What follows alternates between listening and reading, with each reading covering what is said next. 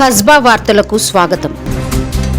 హైదరాబాద్ బంజారా హిల్స్లోని తెలంగాణ రక్షణ సేన పార్టీ రాష్ట్ర కార్యాలయం ఈరోజు భారీ చేరికలతో కిక్కిరిసిపోయింది.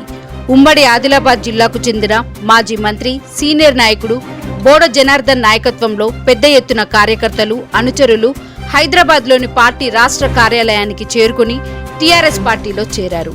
పార్టీ చీఫ్ కల్వకుంట్ల కవిత వారికి పార్టీ కండువా కప్పి ఘనంగా ఆహ్వానించారు. భారీ సంఖ్యలో కార్యకర్తలు తరలి రావడంతో పార్టీ కార్యాలయం నూతన ఉత్సాహంతో సందడిగా మారింది. ఈ సందర్భంగా మాట్లాడిన బోడ జనార్దన్, ఆనాడు ఎన్టీఆర్ కూడు గుడ్డ నీడు నినాదంతో అధికారంలోకి వచ్చారు. ఆ తర్వాత కేసీఆర్ నీళ్లు నిధులు నియామకాలు పేరుతో ప్రజల విశ్వాసం పొందారు. ఇప్పుడు కవితక్క ఉచిత విద్య, ఉచిత వైద్యం, ఉపాధి అవకాశాలు, సమన్యాయం, రైతే రాజు అనే పంచభూతాల వంటి పవిత్ర లక్ష్యాలతో పాంచజన్యం పేరుతో ప్రజల ముందుకు వస్తున్నారు. తెలంగాణ ప్రజలు కవితక్కను అక్కున చేర్చుకుంటారనే నమ్మకం నాకు పూర్తిగా కలిగిందని అన్నారు.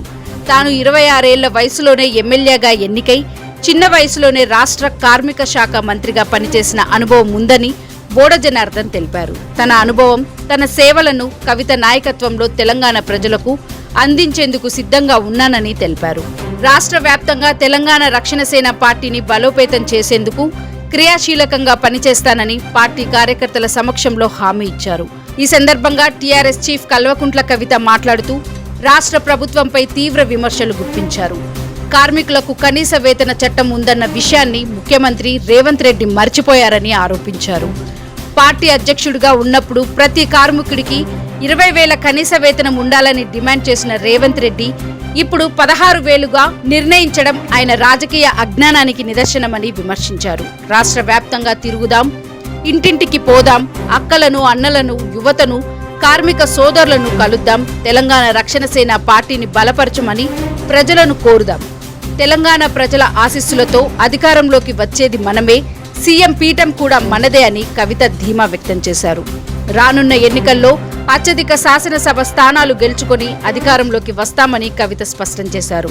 పార్టీలో చేరుతున్న ప్రతి కార్యకర్తను గుండెల్లో పెట్టుకుని కాపాడుకుంటానని, ప్రతి ఒక్కరికి పార్టీలో సముచిత స్థానం కల్పిస్తామని హామీ ఇచ్చారు. టీఆర్ఎస్ రాష్ట్ర కార్యాలయంలో జరిగిన ఈ భారీ చేరిక కార్యక్రమం పార్టీ శ్రేణుల్లో కొత్త ఉత్సాహాన్ని నింపింది.